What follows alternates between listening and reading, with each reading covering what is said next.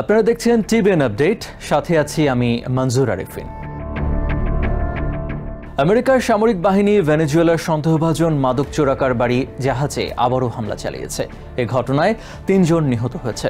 সোমবার president Donald Trump সামাজিক মাধ্যমে এ হামলার ঘোষণা দিয়েছেন এবং লাতিন আমেরিকা থেকে মাদক পাচার রোধে তার প্রশাসনের অভিযানের একটি বড় ধাপ বলে জানিয়েছেন।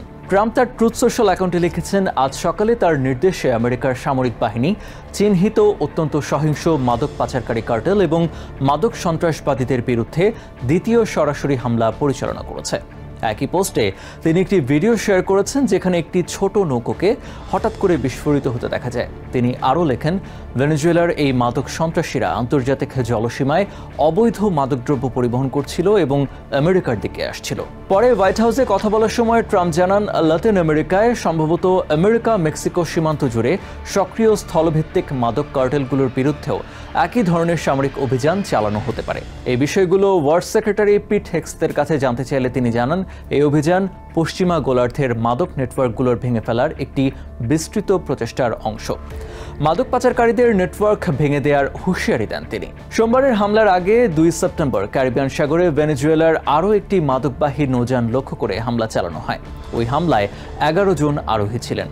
ট্রাম্পের মতে ওই হামলায় জাহাজের সকল আরোহী নিহত হয়। সাধারণত আমেরিকা সন্দেহভাজন মাদক চোরাচালানে জড়িত জাহাজগুলো আটকের জন্য কোস্টগার্ডের উপর নির্ভর করত এবং আইন প্রয়োগকারী ক্ষমতা ব্যবহার করে ক্রুদের গ্রেপ্তার এবং চোরাচালান পণ্য জব্দ করত। বর্তমানে মাদক বিরোধী অভিযানে সামরিক বাহিনীর সরাসরি অংশগ্রহণ রয়েছে। এর মধ্যে রয়েছে যুদ্ধজাহাজ, যুদ্ধবিমান এবং নজরদারি সরঞ্জাম মোতায়েন।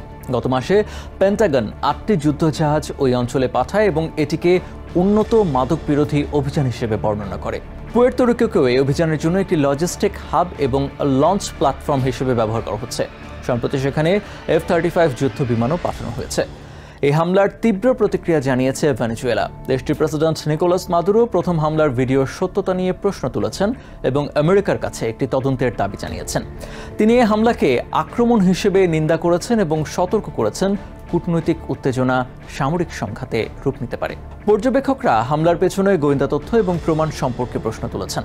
ট্রাম্প প্রশাসন ব্যবহৃত সামরিক সরঞ্জাম বা লক্ষ্যবস্তু হওয়া ব্যক্তিদের পরিচয় জনসমক্ষে প্রকাশ করেনি। ট্রাম্প দাবি করেন, প্রথম হামলার আগে সন্দেহভাজন মাদক পাচারকারীদের কথোপকথনের রেকর্ডিং আমেরিকার কাছে রয়েছে। দ্বিতীয় হামলার বিষয়ে তিনি বলেন, সমুদ্রে কোকেন এবং ফেন্টানল ছড়িয়ে পড়েছে। গত সপ্তাহান্তে একটি আলাদা ঘটনায় আরও বিতর্ক সৃষ্টি হয়। আমেরিকার বাহিনী ৮ ঘন্টার জন্য ভেনেজুয়েলার এক্সক্লুসিভ ইকোনমিক জোনে একটি টুনা মাছ ধরার নৌকা আটক করে। আমেরিকার অভ্যন্তরীণ রাজনীতিতে এই হামলা বিতর্ক সৃষ্টি করেছে। ডেমোক্র্যাটরা প্রাণঘাতী শক্তি ব্যবহারের সমালোচনা করেছেন এবং ওয়ার পাওয়ার অ্যাক্টসের অধীনে আনুষ্ঠানিক আইনি চ্যালেঞ্জের ইঙ্গিত দিয়েছেন। কেন্টাকির সেনেটর র্যান্ড পলের মতো কিছু রিপাবলিকানও উদ্বেগ প্রকাশ করেছেন। আইন বিশ্লেষকরা বলছেন, এসব অভিযান মাদক বিরোধী অভিযানের আড়ালে দূরবর্তী সামরিক পদক্ষেপের একটি দৃষ্টান্ত স্থাপন করতে পারে। এতদিন মাদক পাচারের বিরুদ্ধে আমেরিকার অভিযান আটক, গ্রেফতার এবং আঞ্চলিক সরকারগুলোর সঙ্গে সহযোগিতার উপর নির্ভরশীল ছিল।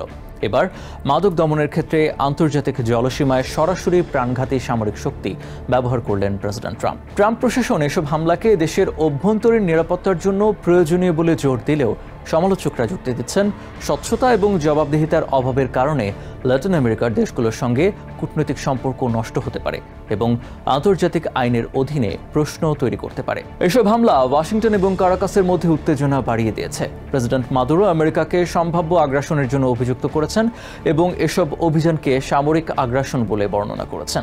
আমেরিকার কর্মকর্তারা জোর দিয়ে বলেছেন, তাদের উদ্দেশ্য কঠোরভাবে মাদক দমন করা।